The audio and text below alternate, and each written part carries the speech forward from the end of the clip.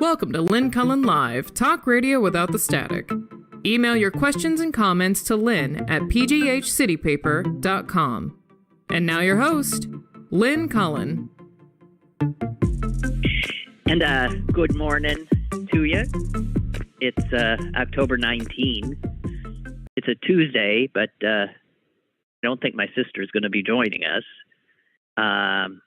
because I unfortunately had some, the kind of news you don't want to get, but Susan is with my mother at the hospital in Green Bay.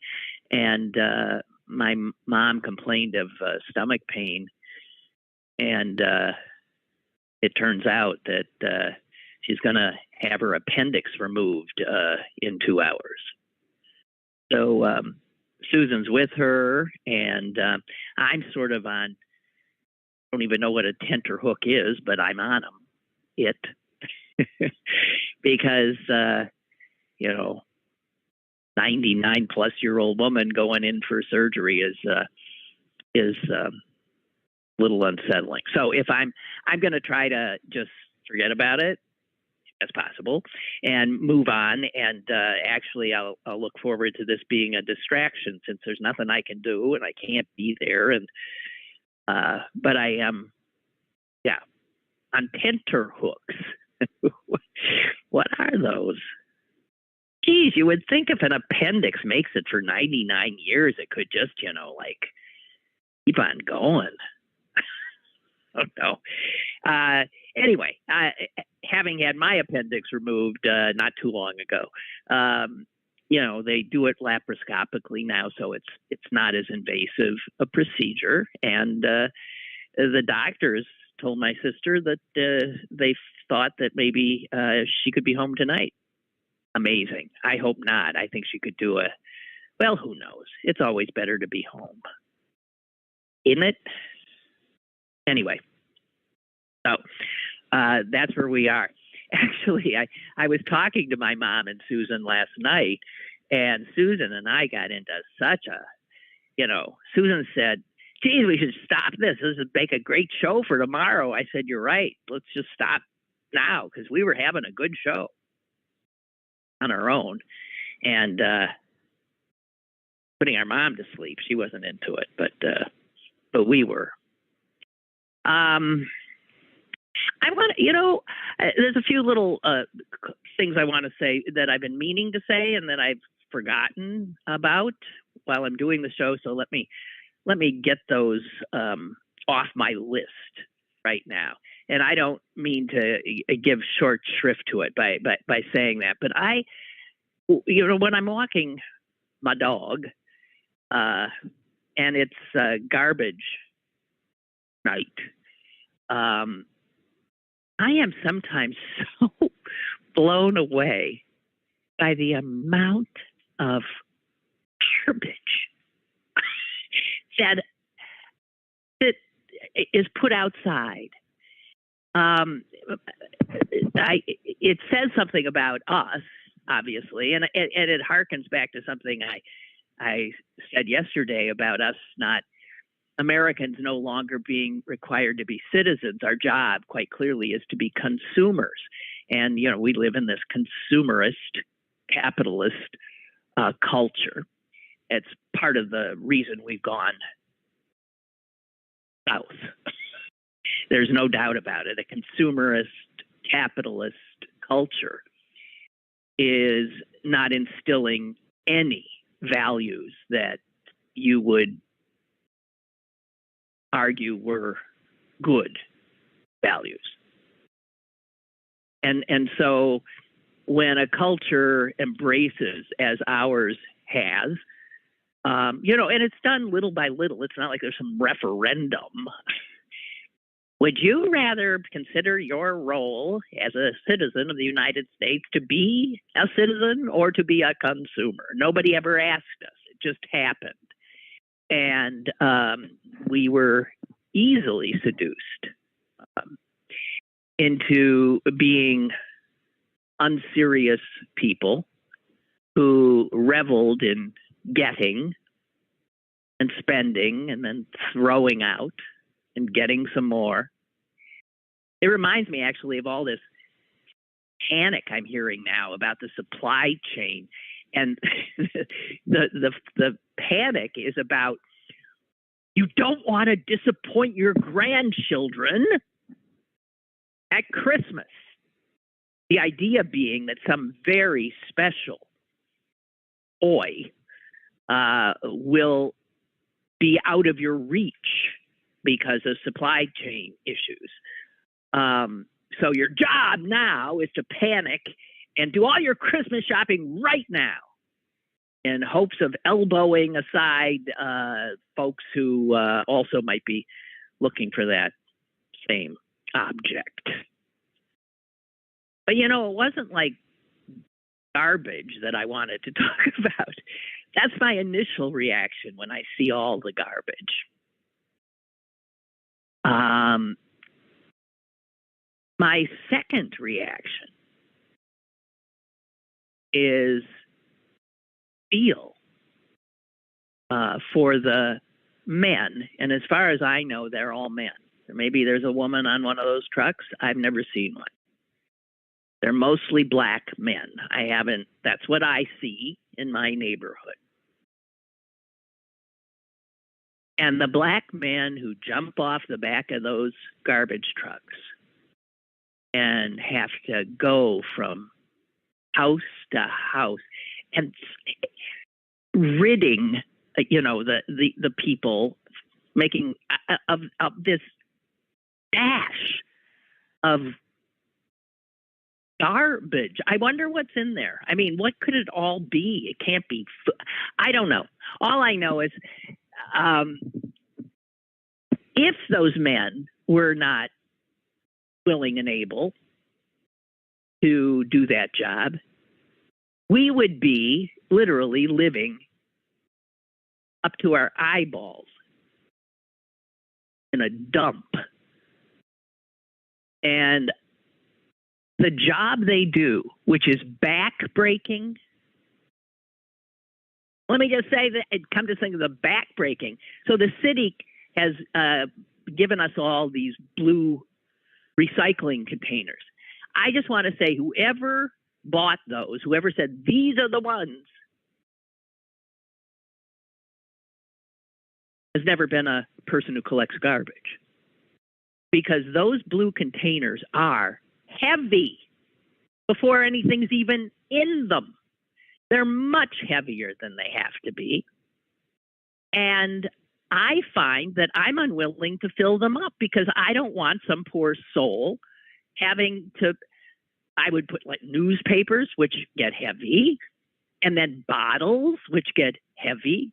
And if you filled one of those things, I hate to think what that weighs. Imagine. Anyway, I'm sorry. I'm just doing stream of consciousness now.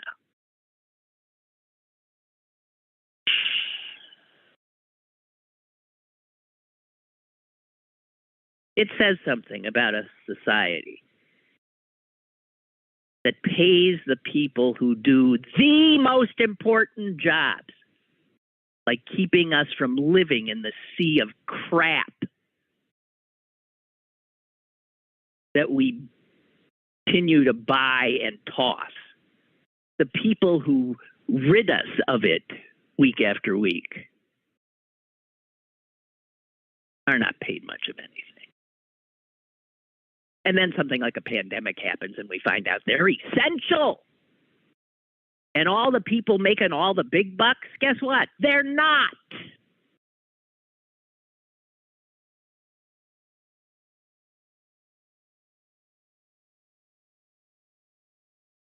All right. I have so many things here that I want to talk about, and I'm sorry that Susan's not here to join us, but I'll just keep on keeping on. I was mortified, and you guys are so sweet that you didn't tell me what somebody did, and I adore him. It wasn't not sweet of him to tell me. It was, thank God he told me. But none of you did. And here's what I'm going to read something. I'm not saying who this is.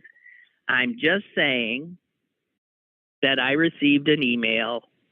I don't know when this was. This would have been last week, maybe. Late last week.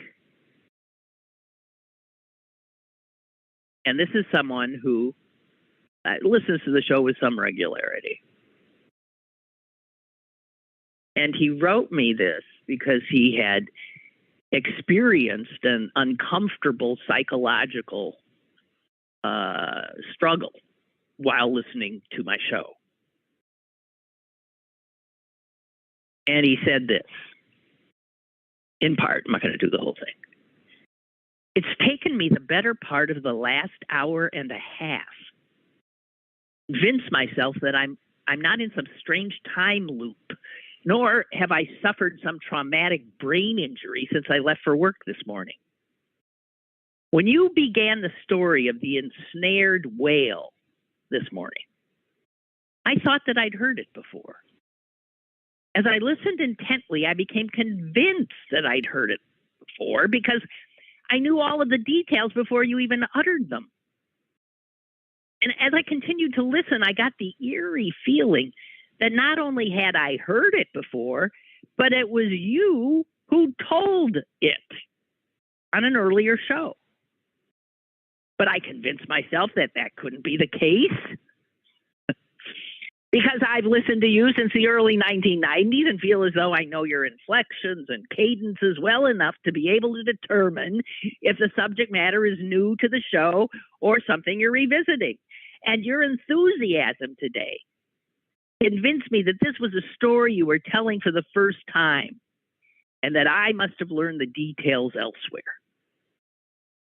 But your phrasing seems so familiar. The dramatic pauses, the sympathy for the poor beast. All were an uncomfortable deja vu. And then, when you said the phrase, grapefruit-sized eye, I knew. It couldn't have been anywhere nor anyone save you where I had heard this remarkable tale. Oh my God. You know, one of the things you notice with older people is they tell you the same stories more than once, right? I've noted it with my friends. I've noted it with with my mom and with myself, my brother.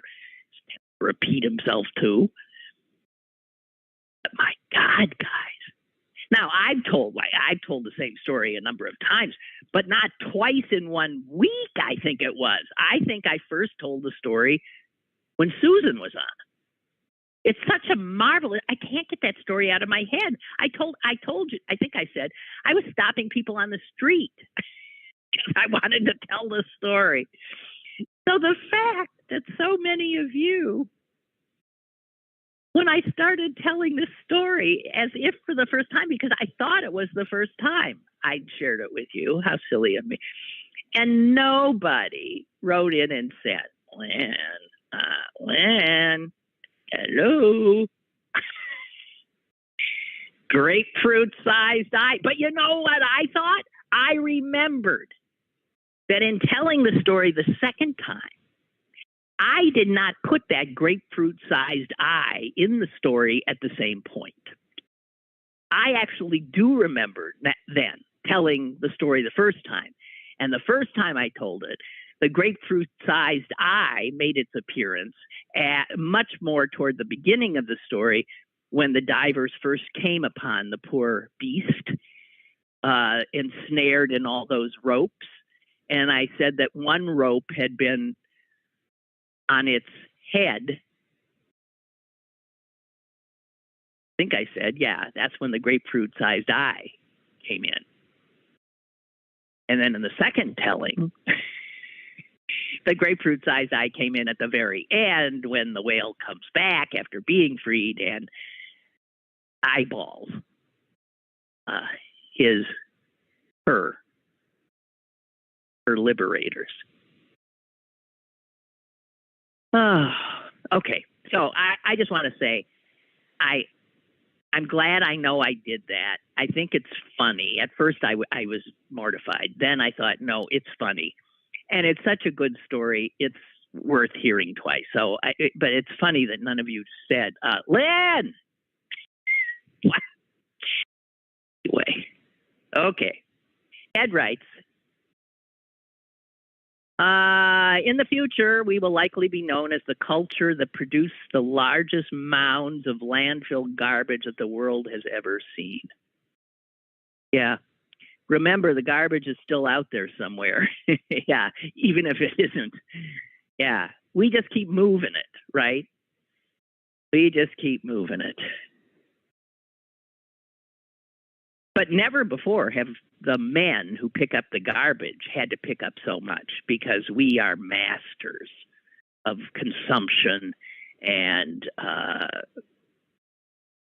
tossing out that which we have ceased to enjoy, or where we're making room for some new getting and spending, right? What a soulless basis for a culture. Just saying. Laura writes, I'm tired of hearing about the supply chain and seeing all those ships sitting in the ocean causing pollution. Yeah, they're idling, huh? I don't know. Christmas will come with or without toys. You know, that's exactly what I thought. Oh my God, you mean little, I don't know what the names are now. You know, the names keep changing. Little Jessie is not going to have, it's sickening. It's just sickening. It's not like there won't be toys available or things you can give your kids.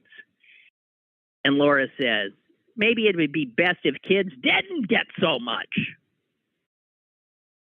Laura says, I admire the garbage collectors too. Not a job I'd want. No, who would? I often thank my garbage men if I'm outside when they come, and they always seem surprised someone is even talking to them. Yeah. Yeah. And Laura says she's thinking of us and her mom.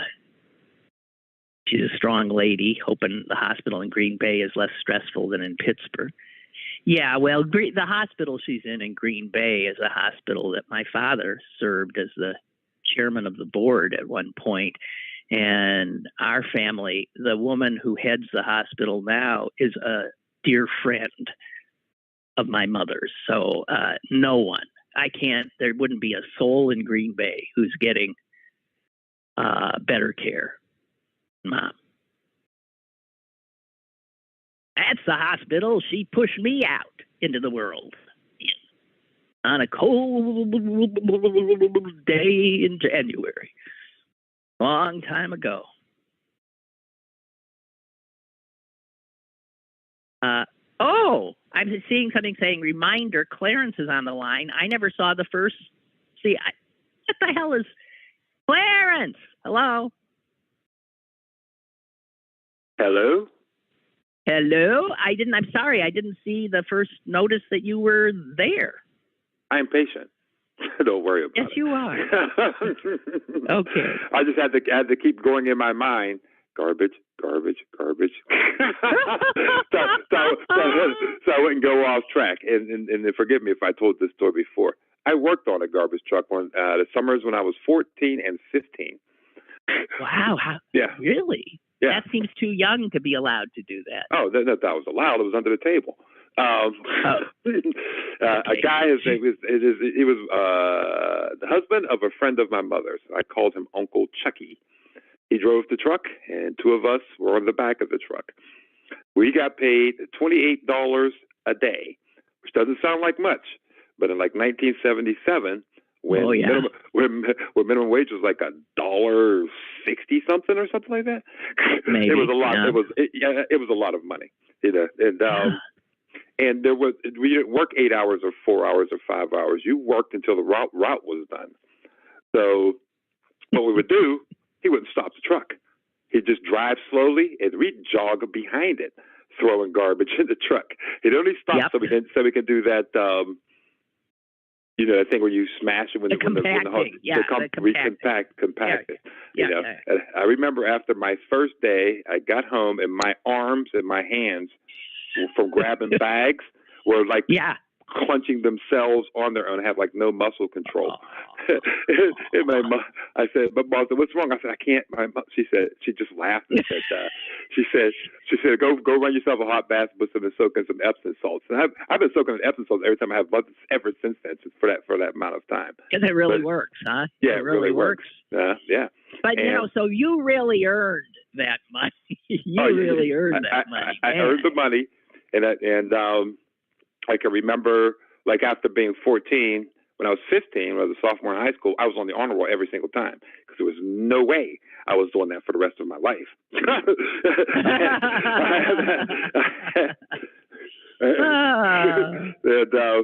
you know, with the well, that was great. That was a great motivator then. Exactly. And by the way, I was extremely huge, cut. I looked like a Marvel superhero. The muscles are all there, the six pack. It was a good exercise for a teenager. So anyway, talking about the holdup of all of our material goods, I was like thinking, I love it when people throw a lot of stuff away, especially when they donate it, because that's Christmas for me. Because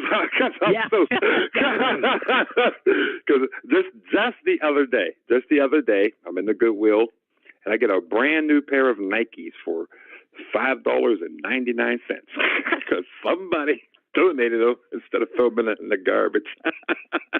I hope to hell people don't throw out usable stuff. That's outrageous. Isn't it? It is outrageous, but you know, I live in like a duplex, and you talk about garbage. Like on garbage night, you know, the former family they've moved out. You know, there was a family, a mom, a dad, and 3 kids. They'd have 2 of those big, you know, garbage cans full overflowing, and a couple of garbage bags sitting on the side each week. And I'm out there with my one tall kitchen garbage bag. You know, but that's what I have. I have one little tall kitchen garbage bag. That's what I had out there today. And even that is probably, you know, could be half of what it is if I were more. Yeah, I was saying because sometimes it takes me 2 weeks because I can't throw out a half a garbage bag. Right, so exactly. It takes me 2 weeks to get to that. Unless it starts stinking, then it goes. But yeah. Well, I always say mulch. What's that word when you put your vegetables and you let them rot so you can compost? Use compost. I compost vegetables. Yes. Yeah. You know, well, that's good, and that's like that. just what you should be doing. That saves that. You know, and like old brand stuff like that goes out to the birds. You know, there's not a lot of garbage. And that's right. You know, so there's not a lot of garbage. So that's one of those things. And sometimes, now this is going to sound, you know, well, I got to be me. You know, what are you people going to do to me? I was driving down the street. I remember it was like 2 years ago from the Oktoberfest, and I got like a brand new toilet that was sitting on the curb. I said, "Wait a minute, what? That thing looks new." So I go and I make a loop.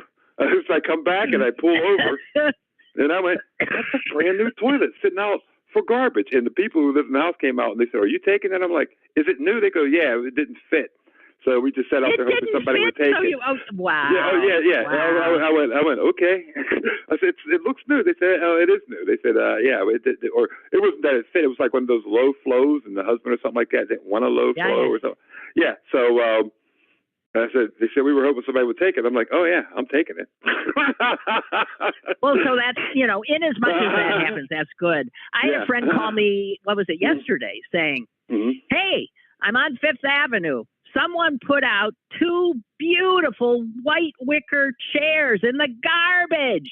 Do you need anything? You know, I said, I don't have any room for it. But see, that's people. I'm sure those chairs were gone within an hour.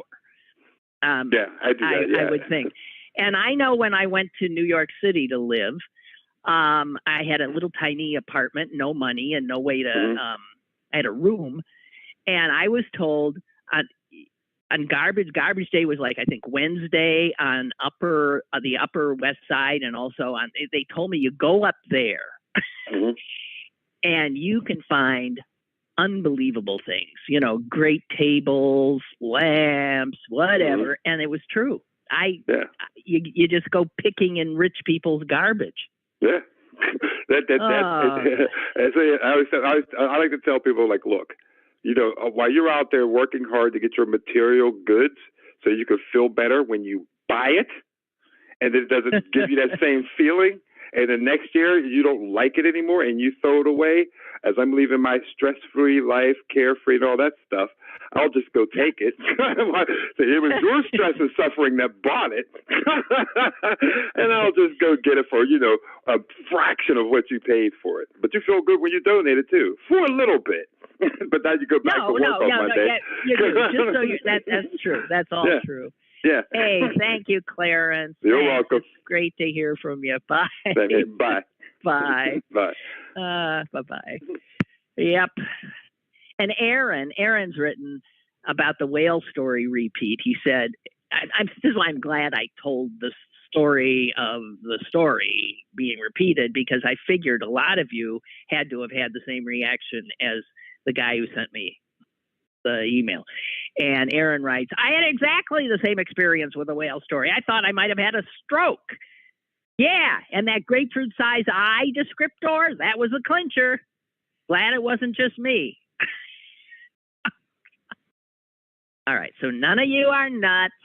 It's just, I'm a little forgetful. That's all. That's all.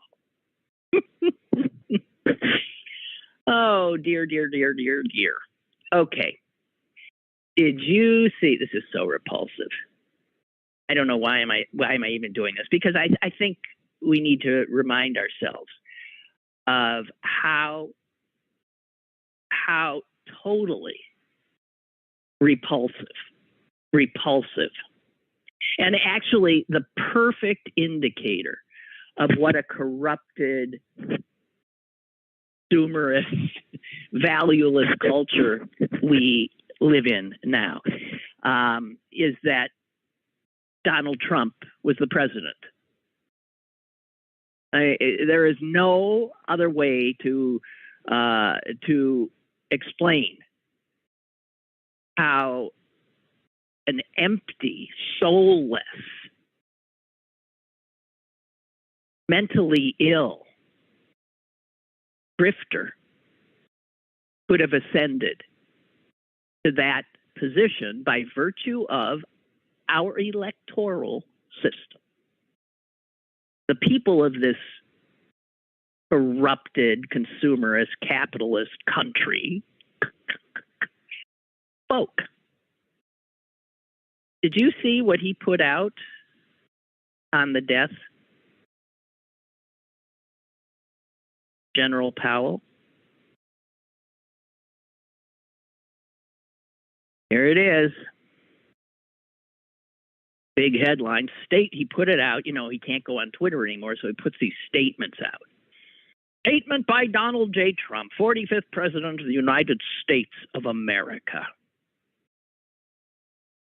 Wonderful to see Colin Powell, who made big mistakes on Iraq and famously so-called weapons of mass destruction, be treated in death so beautifully by the fake news media. Hope that happens to me someday. He was a classic rhino, if even that, always being the first to attack other Republicans. He made plenty of mistakes, but anyway, may he rest in peace. How could any Christian support a man who would put that out upon the death of a much admired man? A man so much better, head and shoulders above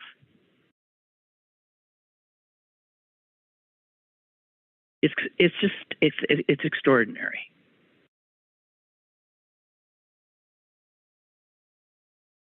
Extraordinary.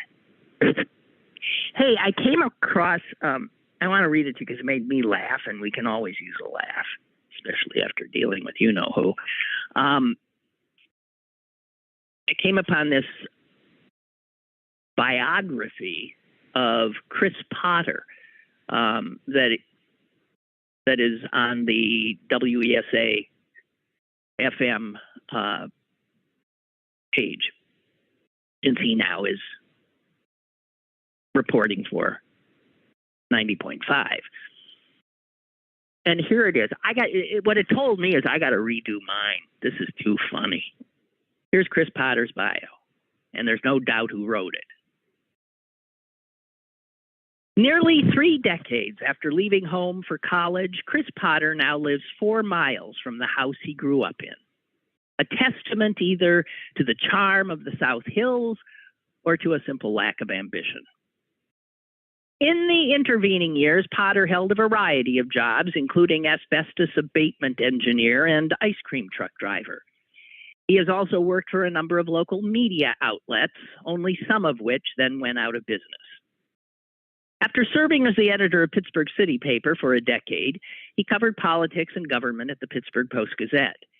He has won some awards during the course of his quarter-century journalistic career, but then even a blind squirrel sometimes digs up an acorn. It's just wonderful. That's just wonderful. I want to thank Chris Potter for his bio. It's just wonderful. Oh, God. Okay. What do I want? See, I'm looking at this stuff and I don't want to talk about any of it, and I'm so sorry. You must get sick of me saying that. Hey, I got this, but I don't want to talk about it. That's depressing. That's depressing. That's depressing. That's depressing. Let me just do a quick little rant on something that the New York Times did Sunday. It was their big front page Sunday. I mean, that's got to be their biggest circulation newspaper. And the front page above the fold was this big story reporting on something we all knew, which was January 6th.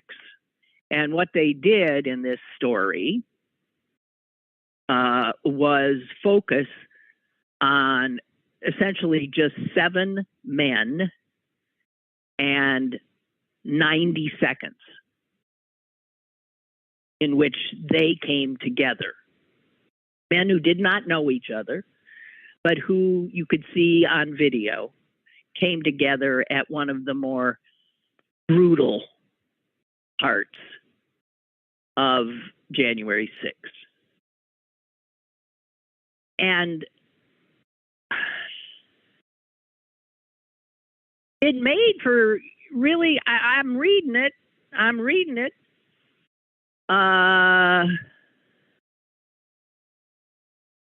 And all of these men that they profile in it have all been arrested. They're facing serious charges.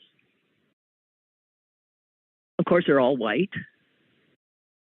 They come from 7 different states. One's from Pennsylvania, one's from Colorado. I remember one's from who knows what, Michigan, so whatever. And they're various. One is like a scientist. One has his own trucking business or scrap business. One, whatever. The cross section, kind of. If you can do a cross section of white male Trumpers. But in the course of this, 3-4 page story, as I'm reading it, I realize that I'm feeling, on occasion, some empathy. And then it occurred to me, wait a minute. These are 6 of the 7 of the people who came frighteningly close to destroying our country that day. And here, the New York Times saw fit to humanize them. You read about where they've come from in life. You read the neighbors and family people saying, wouldn't want us, this is the guy you'd want by your side in any situation. Man, one of them, he is the single-handed guy who holds up his little church. He goes in the morning, he cleans it up. He puts water out for the minister. He makes it his whole life. Yeah. These people are so wonderful, you could just weep.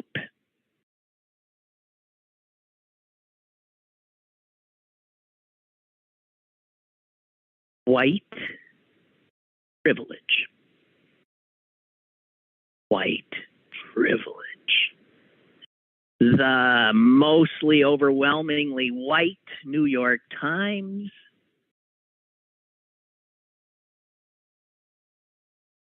seeing these insurrectionists and rioters and people who they describe like viciously attacking a police officer, one of the Capitol Police. They get this treatment in which they become humanized. Now, that's fine, because we do have a tendency to see things, black and white, you're good or bad, and that's not true. People are complex. But we know damn well that there would never be this kind of story about 7 black men who were involved in activity like this. Oh, sometimes you get humanizing stories about black men who are in jail, but that's because they've maybe been rotting there for most of their lives because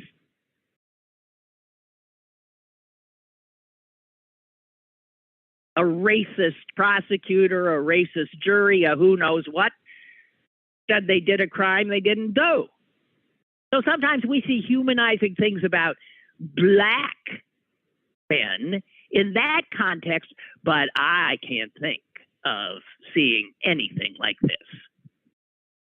And so I just want to say, the New York Times, when you hear people talk about this sort of elitist mindset, and it is true, they don't know from, I think these guys at the New York Times look at these 7 men as sort of like exotics. Look at this guy. I could identify with him in some respects. Hardworking, helps his neighbors. Just went a little awry at one point. And the story ends with one of the guys, he's sobbing, he's crying. And I found myself sort of like, oh, what? Jesus, God. Anyway, so I'm sorry. I was not very eloquent, but just needed to say, I'm sick of it.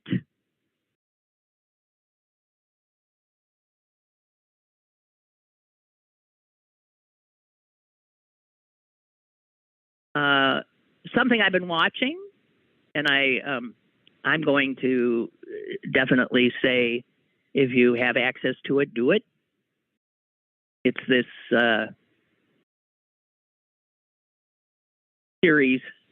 limited series, streaming on Hulu called Dope Sick. And it's about the opioid crisis. And it stars Pittsburgh's own Michael Keaton, who is just wonderful. He is such a good actor. He had to grow on me throughout his career. Man, he's good. And it's good, and you learn. It really takes you behind the scenes of how the Sacklers and pharmaceutical family, Purdue Pharmaceuticals, how they should all be in jail. I mean, they talk about if there was a death sentence, they should all be dead, because they knowingly killed, addicted, and then killed hundreds of thousands of people. They're still living large, no problem. But it's really well done, and it, not just entertaining, great acting, but you learn a lot of how it went down. It's, by the way, directed by one of my favorites, Barry Levinson, who most known for that. I think he's still most known for Diner back in the day. Anyway, well done. It is what I'm suggesting.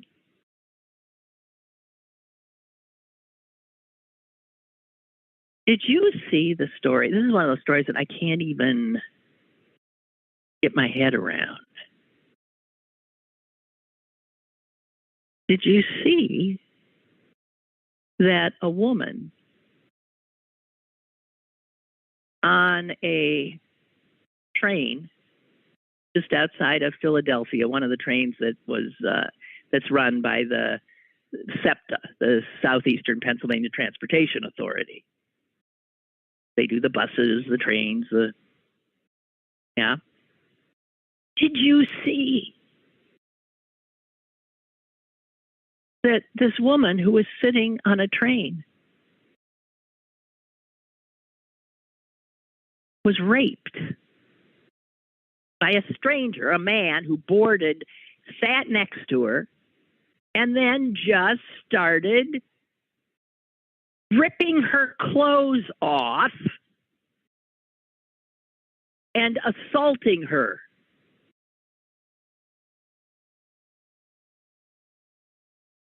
They were not alone on that train.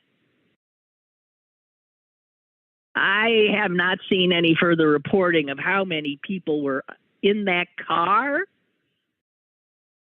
The assault took about 8 minutes. Not anybody on that train called 911. Not anyone on that train attempted to intervene.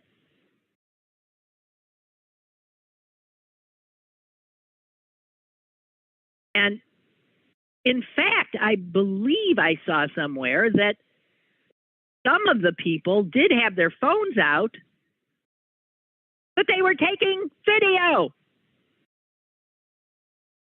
of the rape.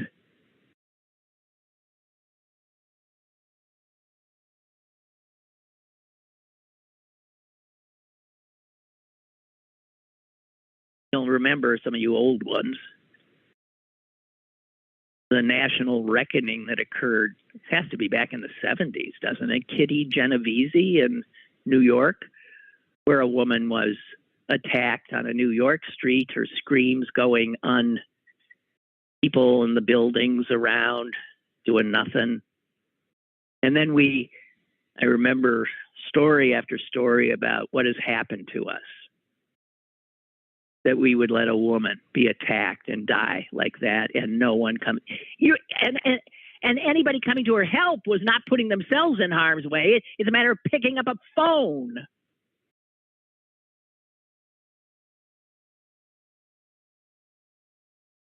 So I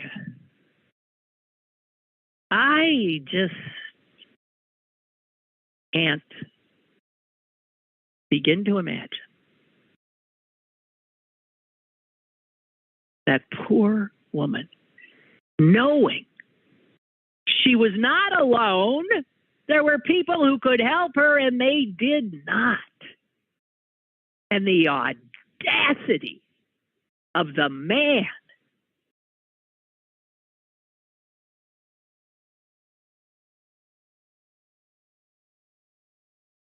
I believe he's in custody. I don't know. And so we see the same kinds of, quotes that we got after Kitty Genovese. Here's somebody saying, I just don't know. This is one of the police. I don't know where we are in a society that people can't help other people in a time of need. If you see something horrendous like this, you have to do something. How is that something that people wouldn't know? You have to do something. You have to intervene. And you know what?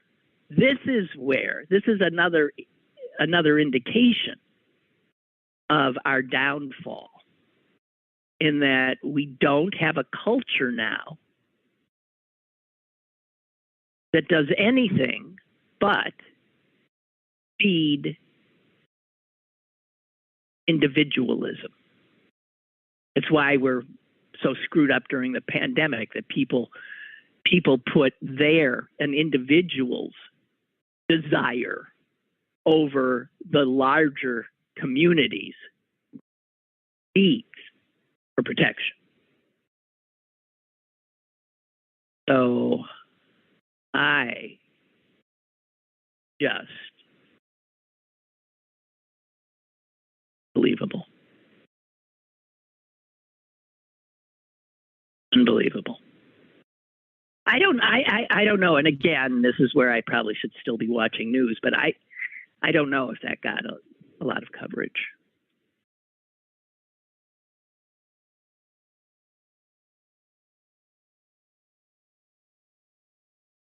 Apparently, county police who don't get vaccinated are going to be fired. Allegheny County cops who don't get vaccinated are going to be fired, which is great. This kind of showdown with the police is happening all over the country. And the police unions are digging in because, the police unions are, well, sure, if you did a Venn diagram, police unions, Fox viewers, Trumpers, it would all be pretty much the same crowd. So even though more cops by far have died in the last 2 years from COVID than from guns, knives, anything, we always hear a dangerous job.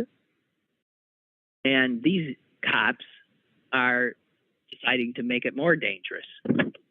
More than almost 500 of them have died from COVID. 4 times as many officers who have died from gunfire.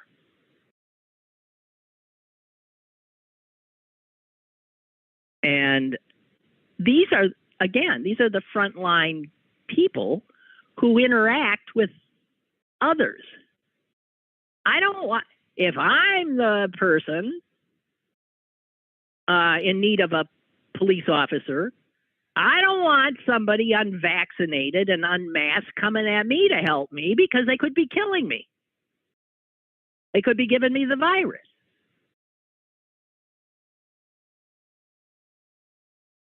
In Chicago, it's really gotten ugly. And you've got their mayor announcing that she now has she's told the police department to start placing unvaccinated cops on leave, no pay leave. Not firing him, they're just telling him to stay home, and they're not going to get paid.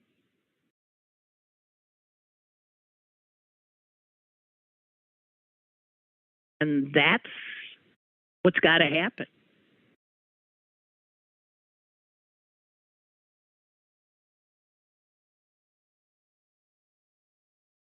I mean, if there are 400 cops being killed on the streets this year, there'd be outrage, right?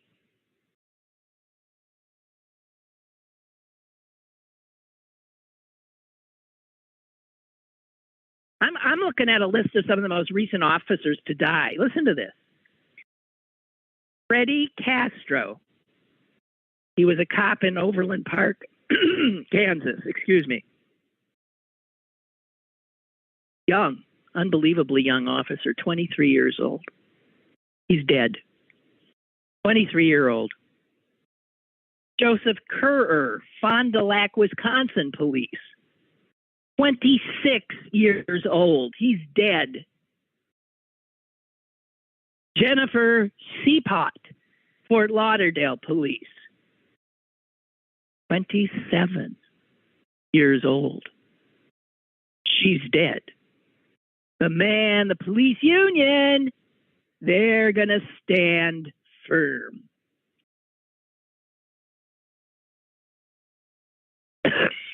Excuse me.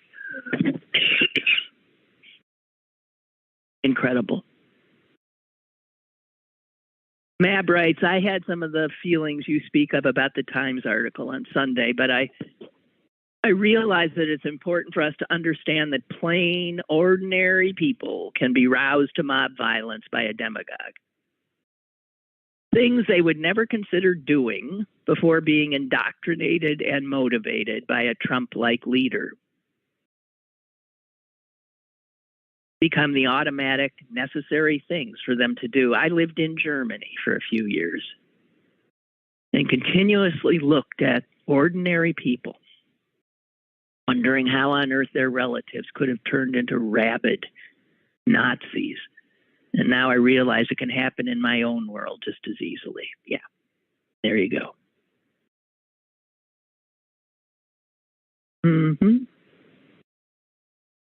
There's so many of them. And then even beyond the ones that would act enough to be there, you know, all these guys were so far gone. They traveled to be there.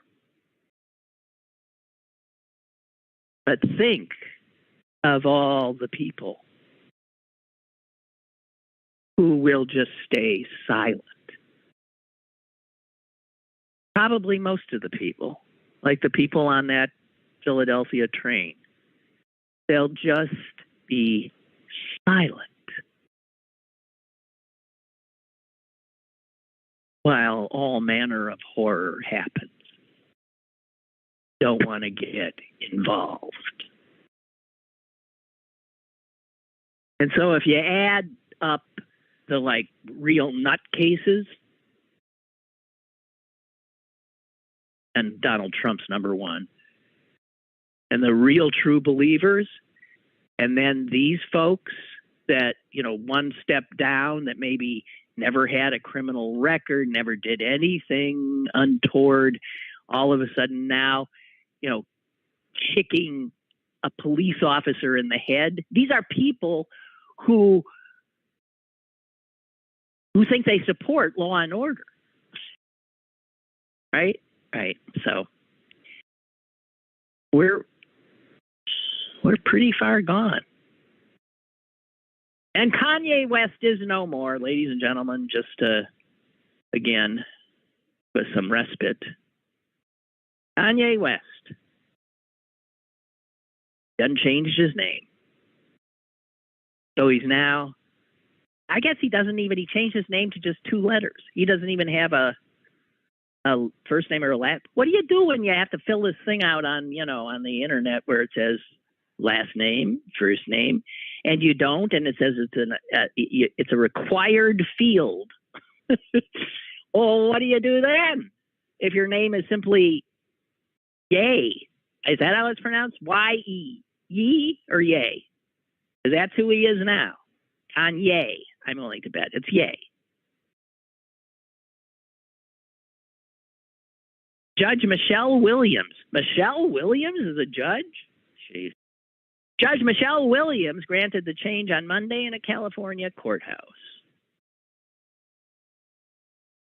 So there you have it. He had suggested 3 years ago he was going to change his name, but the one he had in mind was a lot longer than YE. He was going to change it then to Christian Genius Billionaire Kanye West.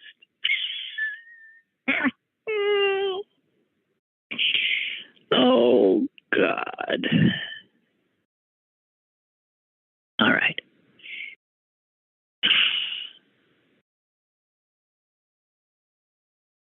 I'm sorry, I'm sighing in your ears, aren't I? I can't help myself. I can't help myself. I'm sighing in your ears.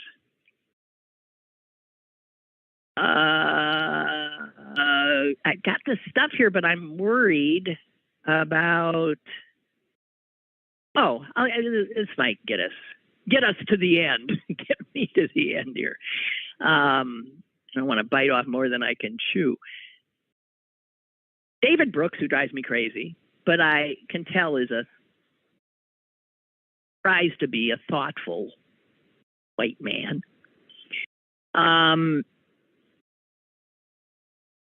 Said something in a recent column that is so true, but it's so impossible. You can see it's impossible. And he talks about how we think. I've often talked about this. You cannot have a community or a country without a story, without a narrative that people sign on to.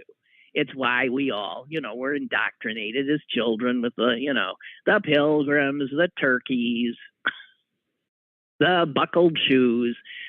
We all sort of there is a sense that you have to have a story, and you tell the children early and tell them year after year after year, because a nation, to quote Brooks, is a community of people that at best is held together by a common story. Now, the story that you and I learned, and most Americans, and the one that is still held to by so many, is this triumphalist story.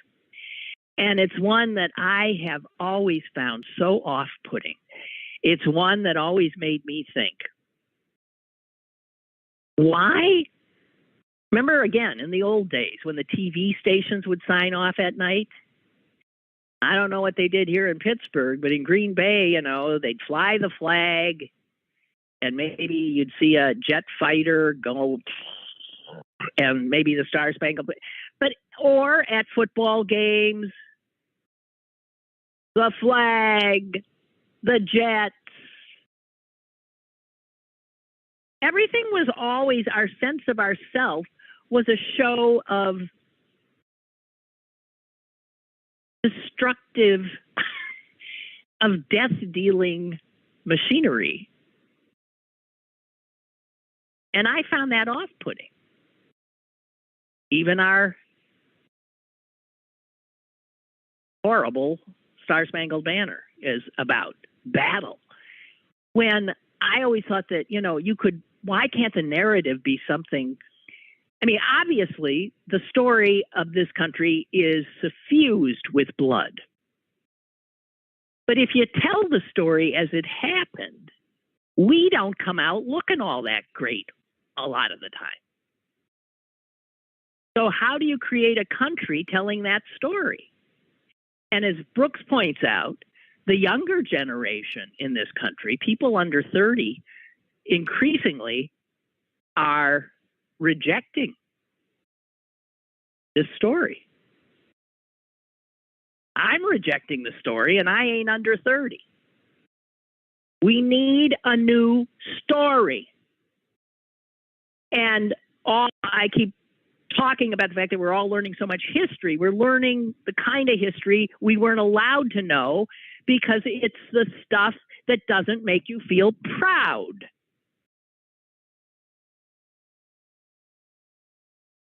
But that leaves us with that if you want to have a country that you feel proud of, what? You have to lie to yourself? You have to repress whole parts of your story, which obliterates the stories of people who don't have the power to tell the story.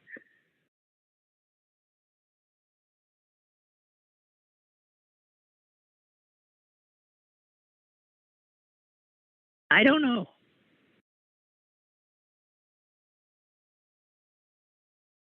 He talks about so much of our story, he comes up with the word humiliation. That the immigrants who came to this country often came because they were humiliated where they were.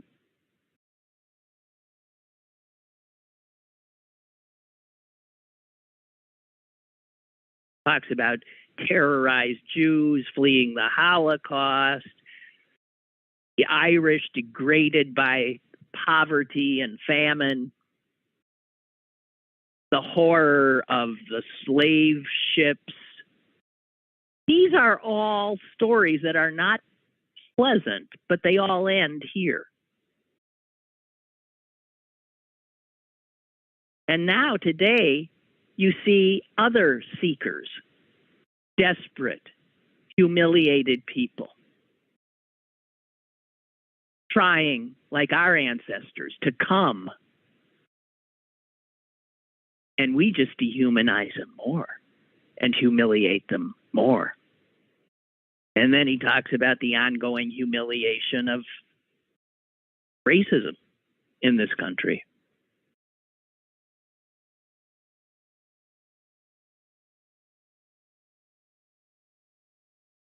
I don't know.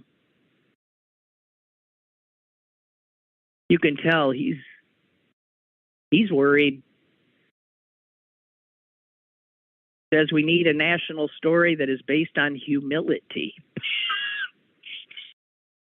Ha, ha. Oh, that'll be the day. We need. You mean we can't say USA, USA, USA? Can't do that anymore? We got to say what? I'm sorry. I'm sorry. We need a national story, a new story that is based on humility, not grandiosity and triumphalism. All right, that's it for me. I'm out of here. Okay, I'll talk to you tomorrow. Bye-bye.